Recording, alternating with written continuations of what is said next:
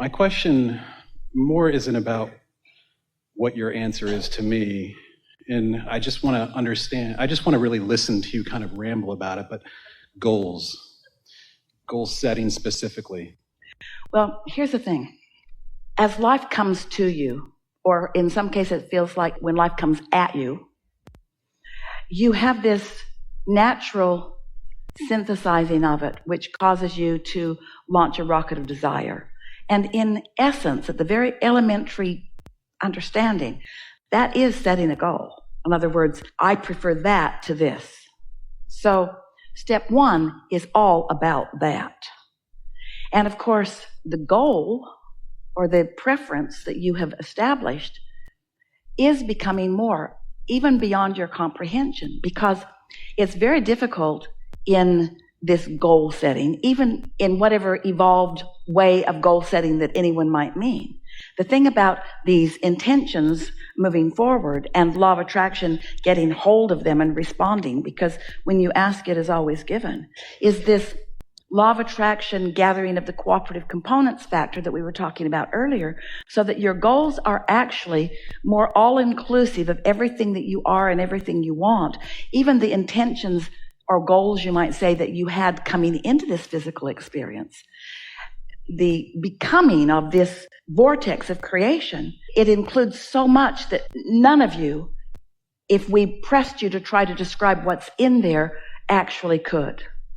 Because it is so comprehensive and it is so big and it matters so much and it is about so many things. So what we are encouraging is, rather than goal setting in the traditional way that so many motivational speakers are talking about it, we want you to realize that you have already asked and that part's done. You've got enough in your vortex to keep you busy for 20 or 30 lifetimes.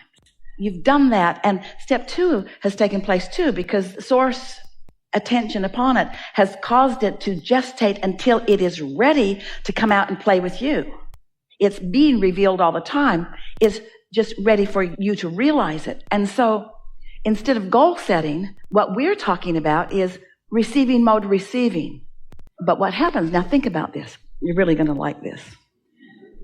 You've all got the sense, you have to have had it because we've said it 25 times already here today. So the stuff's in the vortex, it's gestating and it's ready for you. The only question is, are you in the receiving mode? Let's say you are. You meditated, or you were around somebody that was really feeling great, and doesn't matter, you're under the influence of something and you're tuned in, tapped in, turned on. So you are in the receiving mode. And then an idea occurs to you and you say, oh man, do I have a goal? But as it comes, suddenly you're wanting to write that down. But think how much happened before you began to receive it. If we can help you make the differentiation between step one and step three, then you'll understand goal setting in the way we mean it. Because really, you've been setting the goals, but your realization that you want it is usually when most people acknowledge that they've got a goal. A lot happened before then, and then bam, it's like the baby in the womb, not much to play with and not much to do about, really. It's all sort of taking care of itself, but then it's born. Now you've got a goal. And so as that vibration turns to the thought and you have these impulses about what you want, that is so delicious. But where it goes screwy with people is that as the desire comes into their realization, they get too involved in how it's going to happen, when it's going to happen, where it's going to be, who's going to bring it. And they introduce a lot of questions to which they don't have answers, and then they lose their connection to it. Where if they wouldn't do that, then it would continue to be. In other words, when you want it, it is. You just got to let it be. And there's something about what most people do with goal setting that puts them more in the dissatisfaction mode than in the satisfaction mode. Because so often setting the goal causes them to measure where they are in relationship to the goal, which means they're looking on the void or the absence or the gap between, where your inner being is never looking on the absence of the goal. Your inner being is looking at the fullness of it and inspiring you to the activities that make it fuller and fuller and fuller and fuller and fuller. So words are just words, and they don't matter very much. And maybe some people are using the word goal and they mean something different than what we have just implied. I think more professionally, I get caught up in, not necessarily caught up, but I love the way that you speak about goals and about setting intentions for your life. And the way that professionally I've been shown is the correct way, or the correct way to some sort of success, is to write them down and to go through this process of saying, I want to be here in 5 years, I want to be there in 10 years. And that to me has always felt disruptive to coming into an alignment first and then just allowing it. So what I'm asking, is it really okay to just let myself be happy, forget the goals, and just go for it and let it happen? Yes. But this is why. We want to clarify something that you said. Is it really all right for me to just be happy and forget the goals? And we're going to take a little issue with that because your inner being didn't forget them. And when you think about them, you're usually contradicting them. Did you hear that differentiation? We're not teaching you to give up on your desires. You can't. We're teaching you to let your desires manifest. And there's something about keeping score, keeping track of where you are, that doesn't let them manifest because it keeps activating where you are, which is the opposite of what's in the process of becoming. Oh, you have helped us. You have hit right upon the thing that trips humans up. The reality of what is prevents you from moving into more satisfying reality. What is way too compelling to you. You measure it, you compare it, you talk about it, you pigeonhole it, you insure it, you do all those things with what is, and it prevents you from the journey into the more and the more and the more. When you think about what you want and why you want it, you're usually in a much more allowing place than when you think about how you're going to get it and when it's going to come and who's going to bring it and that sort of thing. Now, there's something else that you said. We're really happy to have this conversation. This matters. If you've been listening to us for a while, you may have listened to us in environments like this or read books that we've written as we've offered everything that we could find in the moment that would cause you to be more allowing. That's always our intention, to get you to be more allowing of what you're asking for. Every process that we've ever written, and there are lots of them, are about you getting into a place where you're allowing what you're asking for more. Today, we're not talking so much about those processes where I want this and I don't want this, so I'll just make myself think about this. Well, usually, when you mean to think about this, you're thinking about this, because whatever's the most active within you is what you're going to think about. So we've written lots of processes to help you move that.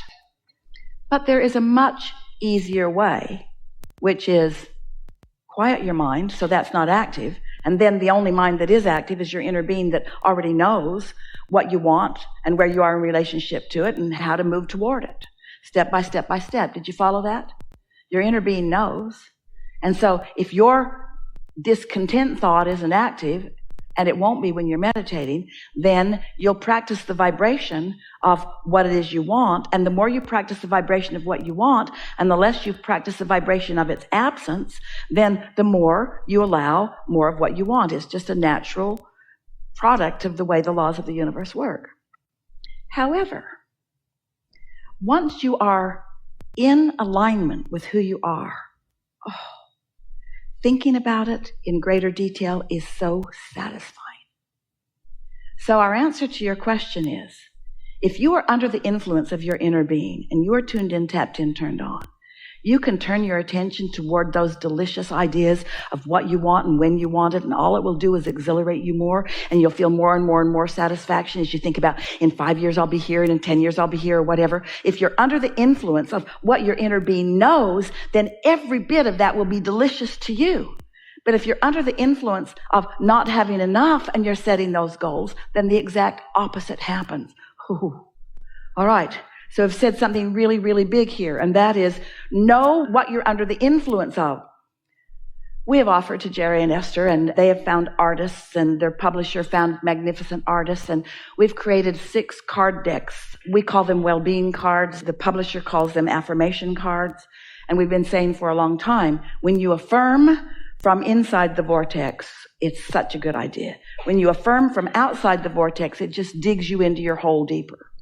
For example, if you'd meditated or been making love or been in love or been swimming or been at the beach or whatever, so that you're under the influence of source energy, you're tuned in, tapped in, turned on, and you were to sit with any one of those decks, there's 6 different ones, and you were to just leaf through them and just sort of absorb with your eyes the beauty of the art, because the art is vibrationally accurate in every case, we made sure, and read the words, from your state of alignment, the momentum of your alignment would increase, and you would feel satisfaction becoming more and more and more and more and more, and more of what you are wanting regarding the subjects. These card decks are on different subjects of desire. Regarding the subject would come into your experience. But if you are feeling lackful about something and you decide you're going to use these cards, these vibrationally accurate, carefully created by source energy cards that are meant to take you from where you are to the heights of your satisfaction, if you sit with them in a needy place and look through them, they will annoy you. And you know that from your own goal-setting experience. Sometimes it's just annoying to even contemplate it. Well, that's because you're not under the influence of what you want. You're under the influence of where you stand in relationship to, and it's like pushing a noodle. You cannot get there from there. It's attraction, attraction, attraction, attraction. So doesn't that follow? If this is all about the law of attraction, that as I reach for satisfaction, then I attract more satisfaction. And as I attract more satisfaction, then I attract more satisfaction until I'm in the receiving mode where I have impulses about all things. Goal setting, you can't help it. Life makes you ask. It just does. And we're not ever asking you to give up on anything that you've asked. We're not asking you to let go of your goals. We're asking you to let go of your resistance to your goals. And in some cases, that means you can't think about that subject because you've practiced that subject so solidly that when that subject comes up, that's right where you go. But when you start asking yourself, little by little, is this a satisfying thought? Is this a satisfying thought? When you think about something that you've been goal setting about, and you think about how it will feel to be there, and the whole thought feels satisfying, you just relax into it and it feels so good.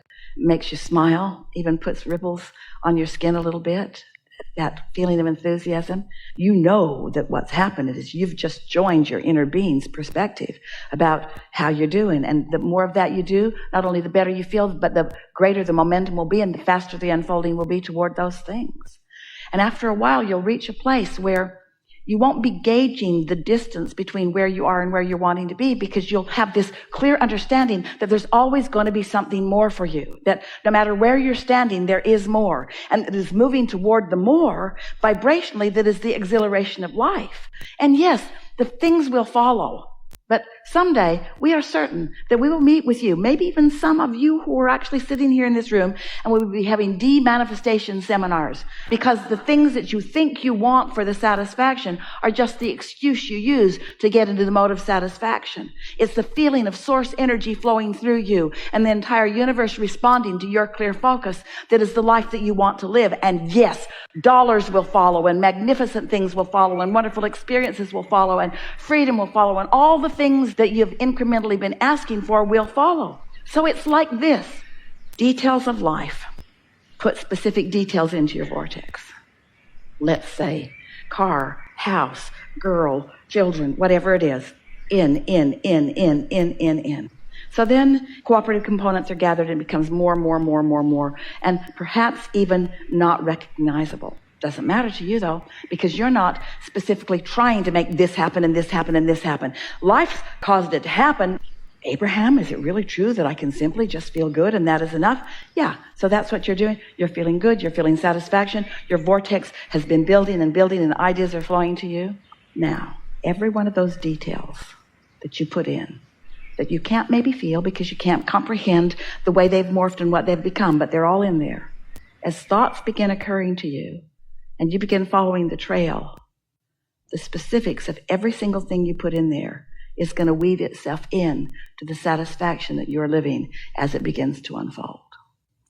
But if you are so determined that that is going to instantly become that, then you're going to miss all of this, and all of this, and all of this, and all of this, and those little pieces are not as satisfying as they could be. In fact, if you could get there at all.